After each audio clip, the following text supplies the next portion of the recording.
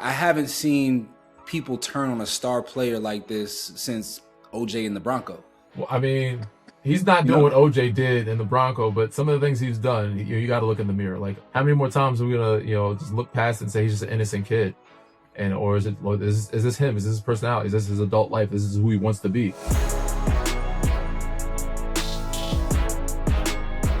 We have a very special guest on the show with us today. He's a 15-year NBA veteran, 3-time NBA champion, and an NCAA champion as well. Please welcome Danny Green to the Fumble. Danny, thank you so much for coming on with us.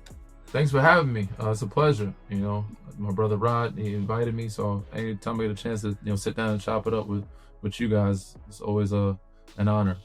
Yeah, thank you, man. The hairline is looking very appreciate it, man. Jalen-esque. It's very strong. Across the brow there. I'm doing more media these days. I mean, normally when I see you, we're doing the prison visits and it's summertime. I'm not getting many haircuts during that time. So I don't really get. But now that I'm in season, we're on TV, I can't be looking crazy and scruffy, so I got to get haircuts, which is costing me a little bit more weekly. Yeah. It's healthy, man. Congratulations for still having one. Man. I want to ask you something because we both from the Northeast, and you're from New York, I'm from Jersey.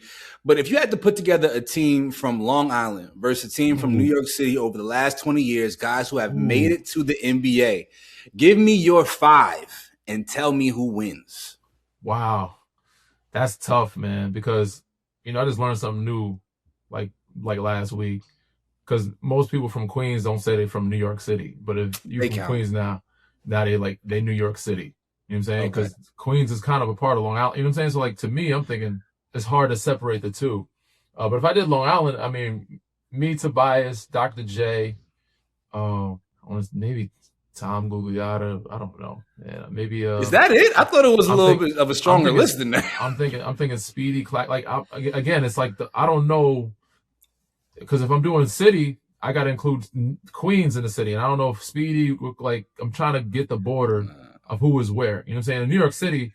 Well, I said from the last 20 years, right? Because I do know that New York City basketball during that era, the Kenny Smith era, Rod Strickland, that was a different time. But over the last 20 years or so, I feel like New York City basketball has it hasn't been as strong. And very true.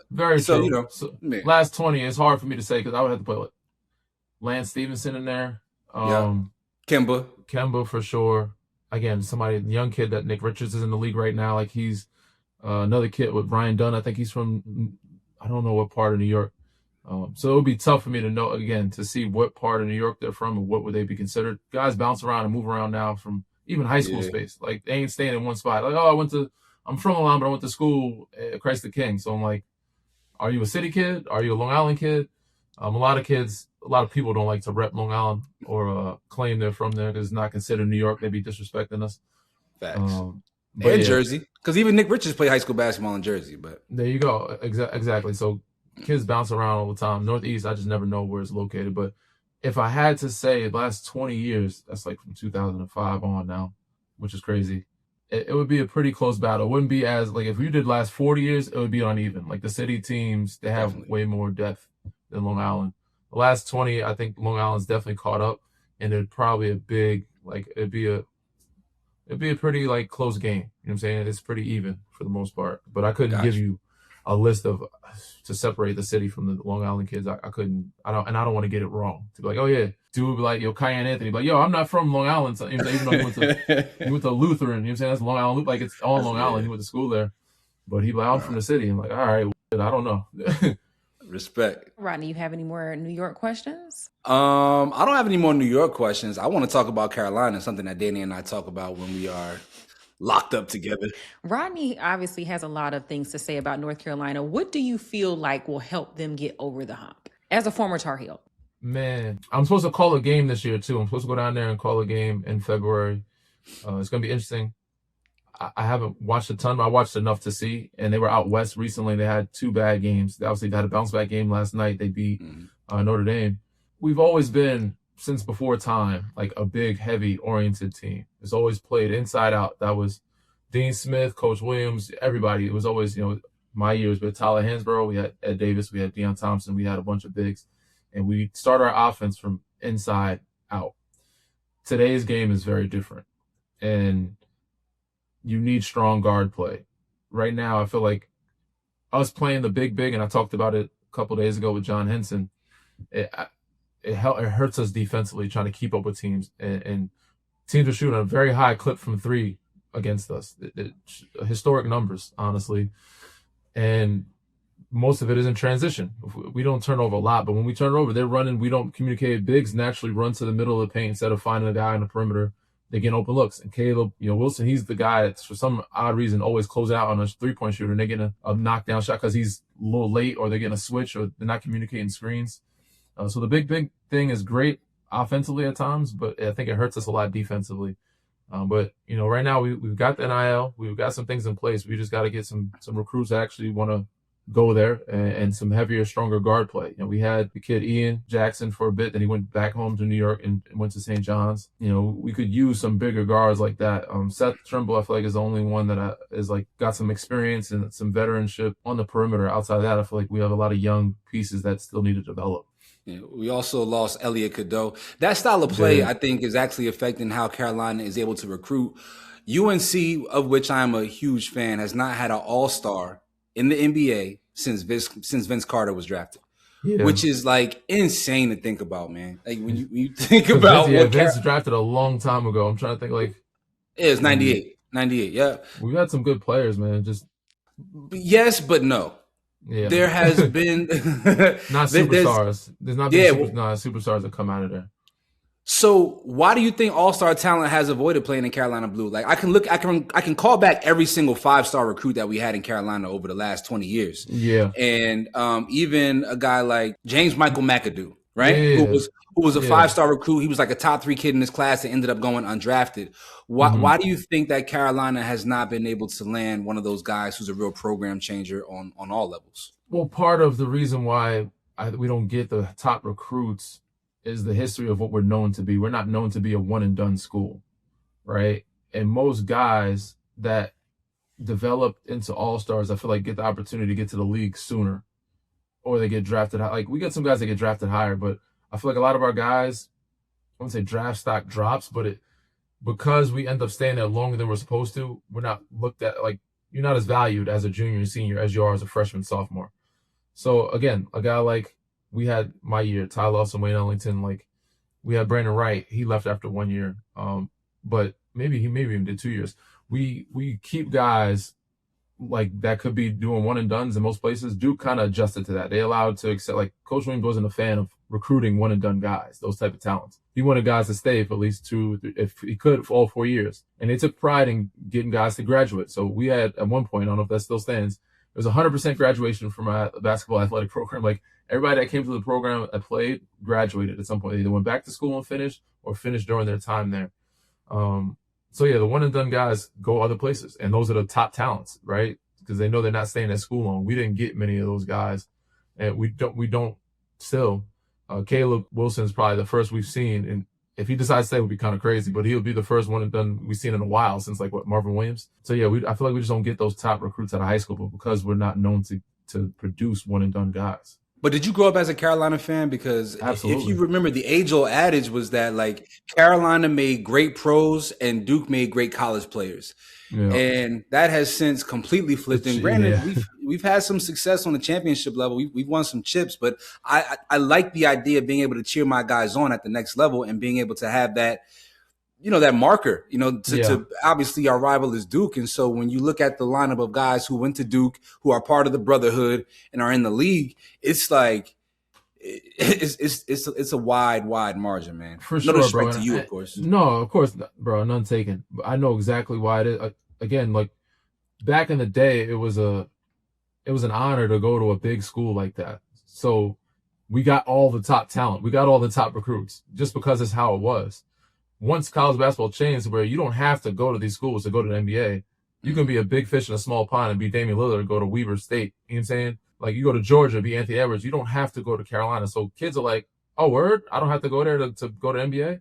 I'm going to go somewhere else, especially when old school from Dean on, even Coach Williams, he never promised anybody anything. Like, I'm not promising you a starting spot. You know what I'm saying? And I'm not here. Obviously, I want you to be pros and take care of your family, but I'm here to help you as a student and as a man. You have to work for everything that you get. And we don't feature anybody. We're not like we're coming in, oh, you're the guy, we're going to feature you because you're the number one. Nah, they don't do that there. Unfortunately. But I mean, I appreciate it. We play team basketball, and you earn the minutes you get, you earn the possessions and the plays that you get. But we're not just featuring one guy to be, coming out to go to the pros right away. Like, we're not doing that. Now, if you're able to help our team, cool, yeah. But we're still not predicating the whole offense. Even though Caleb is nice, no, they're not making like every play for Caleb. It's big. They saw it inside out, but it's not like, oh, we're going to feed him till the wheels fall off. We want this kid to be Kevin Garnett. At other places it might be different. So yeah, that's kind of when it flipped, when the whole college narrative flipped of you don't have to go to the Kentuckys, Carolinas, and UCLAs to be a pro. That's what guys went to those schools because they thought they had the best chance to go to the NBA. So all the top talent automatically just went to those schools. And that's why we got Jerry Stackhouse, we got Vince, we got Sheed. Unfortunately, kids don't care about the history no more. Kids don't care about, as much about the Carolina Blue, but I was a fan growing up. They just want to, get, first of all, now the most money they can get in college right now, NIL. And then, where they can be featured and be the guy.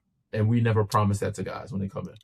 You also don't want to play for a man named Hubert, but I'll stop talking. Samaria. I'm not going to tap into that.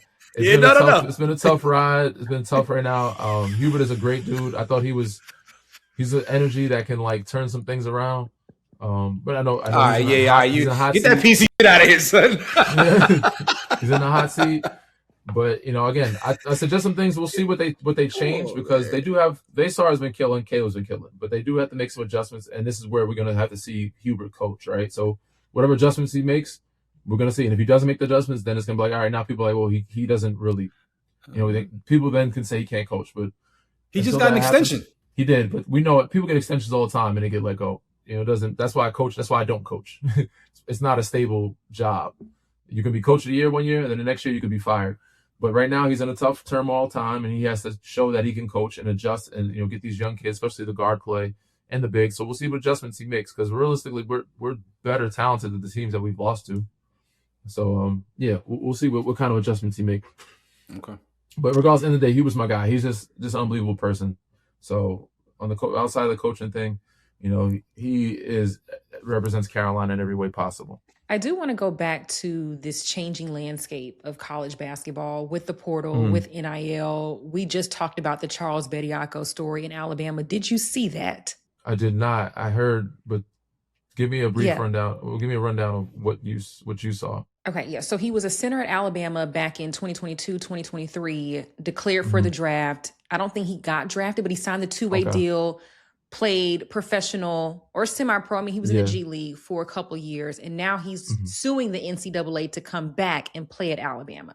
And he was given the green light, by the way. He was given a temporary restraining order for 10 days for him to participate in the program. I did hear about that story. I know they opened up the floodgates now. Guys from the G League are coming back. Guys from pros are coming back. It's like, what are we doing here? Like, why are G League guys able to come back? Why are guys drafted able to come back? But they're trying to say it's hard to say no because overseas they start professionally at like 15. They start playing at a very young age professionally, and we still allow them to go to college. We still allow them, to go back to wherever they want to go to. So this is unfair in that aspect. But I think college for me, the age after 23, man, you gotta if you're turn 23, 24, like it's from 17 to really 22, 23 years old. 17 to 23, I think is a fair age to be. Outside of that, it gets a little murky. I mean, I know football is a different side. It's more of a grown man sport. Even still, like, could be kind of dangerous if it's 25 years old playing against 17, 18-year-old, 10-year-olds. Yeah. But yeah, we got to find a way to make it a little cleaner, honestly. I think I just figured out the solve. Samaria, you might like this. Y'all stay with me for a second. I heard Calipari say some good things, but there's many ideas out there that I'm waiting to see. I mean, I think they're all good ideas, but let's see what you got, right? Now, you two went to major universities. Samaria went to Auburn. Obviously, DG, you went to Carolina. You know how in these schools we have intramural sports, right? We have intramural basketball. And while it's internal, also, you do play other schools as an intramural squad, yeah? Yeah. So why don't we just incorporate a different tier of college sports where we have just the old and we could call it the OCL, Old College League. And if you have kind of like what the basketball tournament does, the TBT, and you Yeah, I know just what you have mean. people coming back to represent their university who are a little bit older. It still could be quality basketball, but it creates a different pipeline, a different kind of semi-pro feel, while also not getting in the way of young 17 and 8-year-olds, 18-year-olds missing out on the opportunity to play collegiate basketball because they're being recruited over by old-ass men. For sure. I'm with you on that, but I see both sides of it. And I feel like there's an advantage to coaches getting those 20. Like, why wouldn't they want to use that to their advantage? Of course. So every coach is like, if I'm going to pay money for somebody, why not get the best of the best and the mature guys that I know will listen? So yeah, I'm with you, but I think you just got to limit the transfer amount, and I think that's what he said. He said one transfer. I think two is like the most you should get. Yeah. Because transferring every year is crazy. I don't know where. Like, I'm calling the games, and I'm like, wait, wasn't this kid in Illinois last year? Was even guys on our team like Vasar? I remember Vasar. I called some of his games in Illinois. I'm like, how the hell?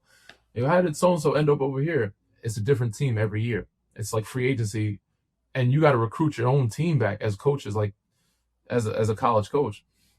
So again, it's getting kind of murky. It's getting messy. We got to find a way to clean it up. And I think just kind of limiting as many times you can transfer, and then also like limit the age or how many years. Like, you should not be getting 6, 7 years. Like, you can get a 5th year, but outside of that, like, I think we're pushing it. You know? Yeah. Let's transition to the NBA a little bit. I want to talk about a couple of things. You know, obviously, you are a Lakers legend. You know, when you win a ring in the purple and gold. I wouldn't say legend because, bro, there's a long list of Lakers have 17 championships. I'm a Lakers player that played on a championship team, but a legend, Danny. Like, there's a lot of guys in the rafters. I've walked into prisons with you. It's just one of those organizations where if you win a championship, like, you mean something here. For sure. You mean something to the city of LA. When we go into prisons and guys are like, yo, that's Danny Green. You're like, it's a different level of connection and connectivity. You know that. For sure. Don't downplay yourself.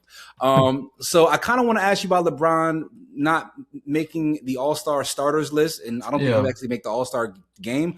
But I actually want to pivot and talk about Ja You don't Morant. think he will? No, I don't. Why would he? Because LeBron James. I mean, yes, but outside of the cachet, does his play this year dictate All-Star consideration? If they were winning more, yes. He's averaging some good numbers. He's averaging like 23 and like 7 and 6. Like, he's averaging some really good numbers. That's light. That's light for this year, though. Only reason why I say he wouldn't is because he didn't play the games. But he's, for a guy that's 41 years old, he definitely is averaging the numbers. I'd have to look it up, but he's averaging a good amount of numbers.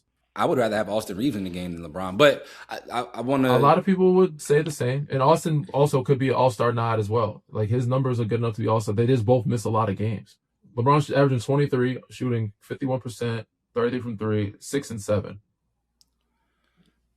23, 6 and 7. I can't knock it, right? He's LeBron, and so it sounds crazy to like kind of be like, okay, that's cool, but also, but they were a top 4 seed too. So like, now they dropped. They were like a top 3 or 4 seed. When you're top 3 or 4 seed, you get two players. You know what I'm saying? So, and it's not like, I don't know what Mike's numbers were his last year, but there's always that you're never not gonna have an All-Star game where Kobe, Mike, those guys are not gonna at least get Godfather in unless they're horrendous. And he's having a really good year. But sorry, continue. Ja Morant. Yeah, Ja, man. My, how the mighty have fallen. And I haven't seen people turn on a star player like this since OJ and the Bronco. You know, like, he has this stain on him. Well, I mean, he's not doing what OJ did in the Bronco, but some of the things he's done, you got to look in the mirror. Like, a lot of the stuff that you call, because you got multiple second chance, a lot of second chances. If people want to believe in you, they have believed in them. Nike, everybody, Memphis, the organization. You just time and time again said there's been some disappointing moments, and it's like, damn, how many more times are we gonna just look past and say he's just an innocent kid, or is this him? Is this his personality? Is this his adult life? This is who he wants to be? How many times is it before it's not a mistake anymore and it's a habit? So if you're the Grizzlies, what do you do with him? I think he's staying put right now. I mean, there was a lot of noise. So when there's a lot of noise, I feel like nothing happens. When it's quiet, that's when something happens. I don't think they move him, and I don't think they move him because his tone has changed. His tone has changed because where he wanted to go, I don't think ultimately wants to, I won't say spend the bank on him, but like, they don't want to take the risk of giving away some stuff when they know there's other guys out there that they can get in the near future. So I don't know if you saw the reports. Still people waiting to see what Giannis does. Jokic, there's a couple other guys that are free agents in the next 2 or 3 years.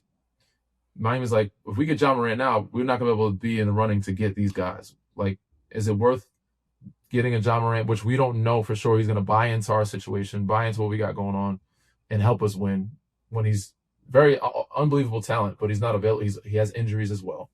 I mean, he's not on the level of Anthony Davis injuries, but he has a good amount of injuries, and it's only going to get worse as you get older. But yeah, if I'm Memphis and he's not getting along with the coaching staff, which, I mean, you should have had that conversation before you got rid of your coach and traded everybody else away. But if you're buying in and love this coach and you're like, this is what we will move it forward, and Ja's not really bought in, you might as well start over at that point. And you were in Memphis for a little bit. I guess, like, kind of behind the scenes, what is Ja like that we don't get to see, I guess? He's a good kid, man. That's why it was a little confusing. You know, he comes from a good family. You know, his pops, I know it seems like he's out there. He's a good like, he's church-going kid. Like, he Bible scriptures here and there. He'll talk about it in the locker room. He obviously was going through some stuff. He had the baby mama stuff going on. His girl had broken up, and his daughter, they were going through that. But you know, he loves his kids. Loves his kid. I don't know if he has more than one now. His daughter, his family was close. They all live in the same neighborhood. His sisters, they all backed him. He was just young, you know, and he liked listening to the young boy stuff, you know, NBA young boy, like, you know, just in the locker. That's all they YB, and sometimes you get caught up in that. And again, the things that he got in trouble for, you might not get in trouble if you're somebody else in a different state. Like, it's legal in Texas, but you should still do it on social media, regardless if it's legal in your state or not.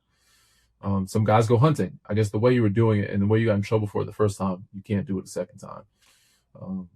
But yeah, I thought he seemed like a kid that was, I wouldn't say too much of a people pleaser. You could tell a lot was weighing on him. But the team really got along. They all liked each other. He got along with the team, but you could tell, I'm gonna say he's being pulled away, but he had his own team outside of the team that he also hung out with. Like, I'm gonna say he was a lone wolf, but he had his group. And I feel like he had a lot of people around him because I think he was one of those kids that's hard. You can tell, like, he doesn't like saying no. He wants to try to make everybody happy and let everybody live vicariously through him. I don't know if that's changed. That was, you know, three years ago now, maybe 4 years. But yeah, I knew at some point, like, he's going to have to say no, cut his circle down, and, you know, kind of eliminate some of those distractions will let him focus on just playing basketball. And also, you know, eliminate a lot of stress from his life. You could tell, like, every day seemed like he had a lot of weight on him. Yeah, you keep getting hemmed up like he did last night. He going to be all right. Somebody going to set him straight.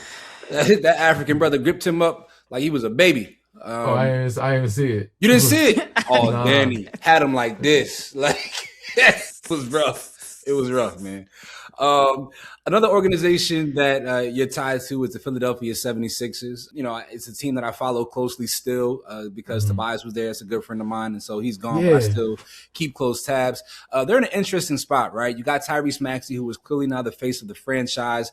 You got VJ Edgecombe, who is also going to be the guy who will be there for years to come. But then you have Joel Embiid, you have Paul George, both long in the tooth, always injured. And they're like, they play well in spurts, but then they go through these long spells where you're just like, man, this doesn't make any sense. If you're the Sixers, what do you do going forward? I mean, you got to see what you can get from this group right now. Last year, they didn't get a chance to even play any games together early. This is the first year that they're somewhat healthy. And Joel's playing some of the games, like 70% of the games, which is a very big improvement. I don't even know if it's even 70%. But you got to make a push to see what it looks like, you know, just in the playoffs. Obviously, it's not panning out the way you expected it to when you signed both those guys, which was, you know, 2 years ago, like summer 2 years ago. But if you can't make it work, man, at some point you got to just say, yeah, we got to change some things up. We're going to refocus and circle around this young kid, these two young kids, try to keep Quentin Grimes and just go younger. Try to get some draft capital or trade for another young star if you can. But yeah, and also it all depends on how Joel's body holds up in this postseason. But yeah, it's a tough scenario on both sides. It's kind of he's been there for forever, so it's an emotional decision where you're gonna have to try to detach yourself from it and be like, all right, maybe it's time for both parties. You know, for Joel to get in a different atmosphere, maybe be better for his body or mind, and for Philly, you know, to kind of maybe start over. It is sad to see, man. So much promise. It looks like he's just dragging that leg at this point. It's just, man. He's not moving like you could see he's not moving like his normal self. He's still effective because he's so smart. You know, he's crafty. He's going to get to the free throw line. He's going to get score baskets. He's got a great touch. So he can still help you. So I'm interested to see what they do this postseason. But again, you're not going to get the Joel that you saw 2 years ago. It's going to be hard to win a championship. Not to say come out the East, because you can come out the East. It's going to be hard to beat the Knicks. but you can beat other teams. It's going to be hard to beat anybody that comes out the West. OKC, Denver, like without a Joel playing at a Joel level, it's going to be tough. So if you're looking for a championship, yeah, we'll have to see what the rest of the season goes like. And then this summer, you make a decision. Before we get out of here, I need you to put your GM hat real quick. Okay. This freshman class in college is one of the best we have ever seen. Yeah. You got Darren Peterson, you got Boozer, you got DeBansta, you got Caleb Wilson. If you were to structure a list in your war room, who's 1 through 4? Rank your order of these guys. I'm going AJ 1. Not Darren. Darren's very skilled. I think he's good and he's efficient. He seems more polished, but I think AJ has the tools you just can't teach. And you can develop him into some type of, he can develop in some type of superstar. But ultimately, everybody thinks top 5 guys are going to be superstars. No. Most teams are already pretty good. They know what they have, what they need, and you're coming in to be a role player. Even though Cooper Flag's the number 1 pick, he's very good. He could very much well end up being a role player. You know what I'm saying? He's athletic, but he ain't Blake Griffin athletic. You know what I'm saying? Yeah. So AJ DeBance's got game, and now Coop can develop that game. AJ's got game. I'll put him at 1. Probably put Darren at 2. I like Boozer at 3. It also, again, these lists depend on what you need on the team factor, right? If I need a point guard, if I need a big, a shooting guard, I like Caleb Wilson probably at 4. I'll put Caleb at 3, Booz at 4 because he went to Duke. Okay. Should have went to Carolina. Yeah, right. And then at 5, again, I don't know who that top point guard would be. Let's just say Cooper Flag was a part of this class. Would you take Cooper over AJ? No, I couldn't say I would. Wow. I put Coop probably at 3. I would probably take Darren and AJ over Coop, honestly.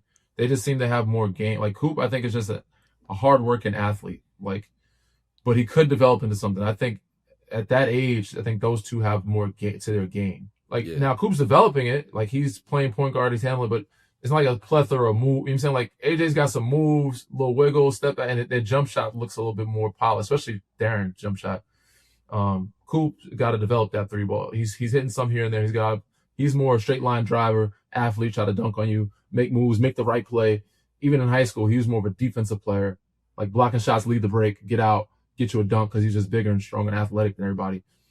Those other guys, they got a little bit wiggle to them. You know what I'm saying? So yeah. And they look like they could develop a little bit sooner than Coop. I'm not saying Coop can't develop into a star, but I would probably put Coop at 3 ahead of Boozer. Got you. Before we get out of here, we are both part of an organization called Between the Lines. We go into prisons around the state of California. We hoop against the brothers who are locked up, and we also just spend quality time. Shout out to our brother, Tori, who's just one of the best human beings on the face of the planet, just an incredible guy. So from your perspective, man, what is that experience like, and why has it been so important for you to come and be there every single time you touch down on the yard? Man, first, I feel like everybody's first experience is it kind of overwhelming. You know what I'm saying? It wows them. And just be able to kind of, I won't say relate to them, but we all have somebody that's been in that scenario. My pops was on the inside when I was in college, actually. I thought about leaving Carolina and transferring. My uncle's been on the inside. We've had people on the inside in my family, and we'll have friends or family that's been on the inside. So you can kind of understand partially what they're going through, but not fully because you've never been there or never done the time. But you can see how it can tear down or break a family. And you can also see how they feel like they're forgotten. So for me, it was just, on that side of it, but also it was a humbling experience. It kept me grounded. And I just enjoyed being able to change and lighten up some of those guys' days. The unlimited amount of thank yous they give, and just how excited they are, and also seeing how talented and creative they are. But just letting them know that they're cared for, and also get a chance to hoop and play and hear their stories. But for me, I value that more than other people. My dad was like that. And just talking to older people, talking to old guys, because they just have so much more wisdom, and just learning from them. So learning from their life experiences, learning from just their experience, period. Them being older than me, is always fun for me. So all those things tied into that, it just made it a fun experience always, man. And I always wanted to let them know, they're never forgotten. And my dad instilled in me doing community work always. So I've always done camps since I've been drafted with the youth. but always find a way to give back. And I feel like that's a simple, easy thing to do, just to show up and just be in there and hoop with them and talk with them a little bit, and it can change their whole sentencing, just one day. So it's an easy deal, and I have to spend no money. I have to do just show up, so it's like I have to do a bunch of stuff to make it happen. But just hanging out with those guys and kicking with them, it keeps me definitely grounded and humbled, and it allows me to feel good to go and make them feel good. Yeah, Danny, thank you so much for coming on with us. I know that you're so busy right now, but you got to come back because this was great. Plug your show as well, man. You got a new joint with Paul Pierce, my guy. Yeah, we got a couple of shows. I got my podcast, Inside the Green Room with Danny Green. That's with Harrison Sanford. That's my dog. And then I got a new pod, No Fouls Given, with Big Waz and Paul Pierce, The Truth. It's a lot of fun, man, just chopping up with them, talking basketball. So yeah, I'm doing stuff with Spectrum. I'm doing stuff with ESPN, of course, NBA Today. I've done some stuff with the association. I've done some stuff with Apple Vision, where they stream the games through Spectrum, and I call some of the games. I'm doing some stuff with Compass Radio, which is going to allow me to do some college games. So yeah, I'm dibbling and dabbling in different media spaces and trying to learn of what I really like and what I really want to do, but just trying to get better in the space. And the more reps you get, supposedly the better you get. And I mean, I've gotten better, but I still got a long ways to go. Well, thank you, brother. Appreciate you. I'll see you on the inside at some point soon. For sure. Already, brother. Already, for sure.